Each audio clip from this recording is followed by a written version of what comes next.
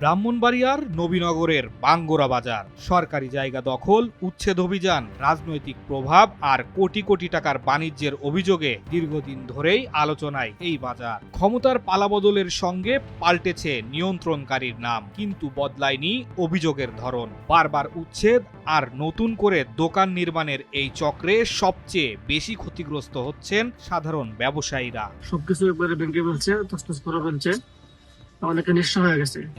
আমরা যে আমরা ছেলে মেয়ে গোসল খেতে চলাফেরা করতে খুব কষ্ট হইতেছে, বুঝলি?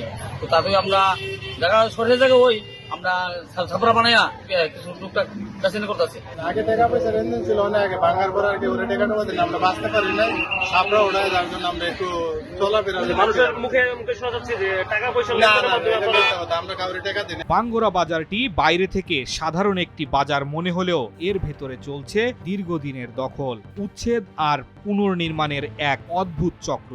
অভিযোগ রয়েছে সরকারি সড়ক ও খালের জায়গা দখল করে গড়ে উঠেছে শত শত দোকানঘর। বাজারের পাশের খালে ময়লা আবর্জনা ফেলে পরিবেশ দূষণের পাশাপাশি সৃষ্টি হয়েছে জনস্বাস্থ্য ঝুঁকিও। স্থানীয়দের দাবি, এসব দোকান নির্মাণ ও নিয়ন্ত্রককে কেন্দ্র করে চলে লাখ লাখ এমনকি কোটি কোটি টাকা বাণিজ্য। স্থানীয়দের ভাষ্যমতে আওয়ামী লীগ সরকারের সময় বাজারটির নিয়ন্ত্রণ ছিল জিন্দুপুর ইউনিয়নের চেয়ারম্যান রবিউল ইসলাম রবির হাতে। রাজনৈতিক পট পরিবর্তনের পর বাজারের নিয়ন্ত্রণ চলে যায় বিএনপি নেতা আবু কাউসার ও বাজার পরিচালনা কমিটির সভাপতি শামীম আহমেদের নেতৃত্বাধীন পক্ষের হাতে। তবে ক্ষমতার পরিবর্তন হলেও বাজারকে ঘিরে অর্থ লেনদেনের অভিযোগ থামেনি বলে দাবি ব্যবসায়ীদের। এখনো ভাড়াটিয়া যুক্ত বানাইতে হয় আর কি। এত অবস্থা খারাপ হয়েছে, আর ভাঙ্গা 2 দিন পর পর ভাঙ্গার কারণে মনে করেন আমরা খুবই ঋণগ্রস্ত হয়ে গেছি। আমাদের কিস্তি থেকে লোন করে আমরা বিজনেস করা লাগতেছে। 2024 সালের 15 জুলাই পরিচালিত উচ্ছেদ অভিযানে বুলডোজার দিয়ে গুড়িয়ে দেওয়া হয় বাজারের বহু স্থাপনা। তৎকালীন বাজার কমিটির বিরুদ্ধে অভিযোগ ওঠে দোকান বরাদ্দ ও নির্মাণের নামে ব্যবসায়ীদের কাছ থেকে মোটা অঙ্কের টাকা নেওয়া হয়েছিল। পরে মানববন্ধন ও সংবাদ সম্মেলনের পর কিছু ব্যবসায়ী টাকা ফেরত পাওয়ার দাবিও করেন। তবে এসব অভিযোগ অস্বীকার করেছেন সাবেক বাজার কমিটির সভাপতি রবিউল আওয়াল রবি।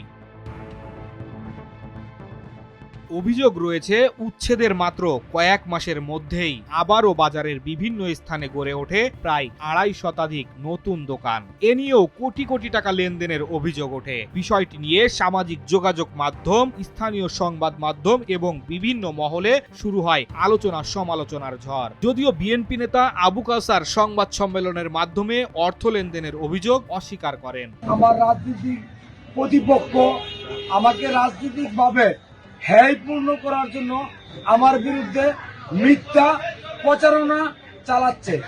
আমার বিরুদ্ধে যদি এই ধরনের মিথ্যা প্রচারণা কোনো প্রমাণ পাওয়া যায়, আমাকে যেই শাস্তি দিবে আমি তা মাথা পেতে নেব। সম্প্রতি এই অবৈধ স্থাপনা নির্মাণকে কেন্দ্র করে দুই পক্ষের মধ্যে সংঘর্ষের ঘটনা ঘটে। এদিকে চলতি বছরের 4 মে সড়ক ও জনপদ বিভাগ অবৈধ স্থাপনা সরিয়ে নিতে 3 দিনের নোটিশ দেয়, কিন্তু নোটিশের 1 মাসের বেশি সময় পার হলেও দৃশ্যমান কোনো উচ্ছেদ অভিযান দেখা যায়নি বলে অভিযোগ স্থানীয়দের। ব্যবসায়ীরা বলছেন বারবার উচ্ছেদ ও পুনর্নির্মাণের ঘটনায় তারা আর্থিকভাবে চরম ক্ষতির মুখে পড়েছেন। অন্যদিকে সচেতন নাগরিকদের অভিযোগ, বাজার সংলগ্ন খাল দখল ও দূষণের কারণে পরিবেশগত বিপর্যয় তৈরি হচ্ছে। রাস্তার ওপরে সিএনজি ও অটোরিকশার অবাধ অব্যবস্থাপনা সৃষ্টি করেছে ভয়াবহ যানজট।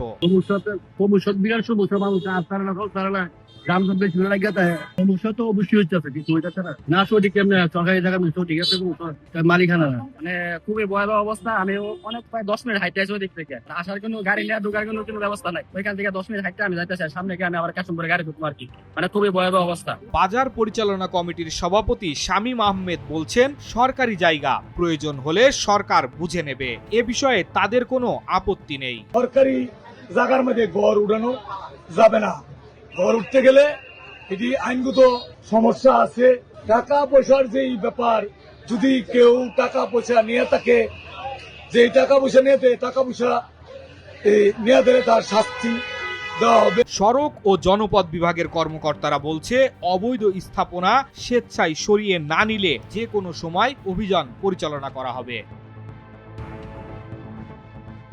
নবীনগরের বাঙ্গোরা বাজার এখন শুধু একটি বাজার নয়, এটি যেন ক্ষমতা, প্রভাব, দখল আর টিকে থাকার এক চলমান গল্প। প্রশ্ন রয়ে যায়, উচ্ছেদের পরও কিভাবে বারবার গড়ে ওঠে শত শত নতুন দোকান? কারা লাভবান হন এই ভাঙা গড়ার খেলায়? আর দুই পক্ষের দ্বন্দ্বের মাঝে ব্যবসায়ীদের স্বপ্ন ভাঙার এই চক্রের শেষই বা কোথায়?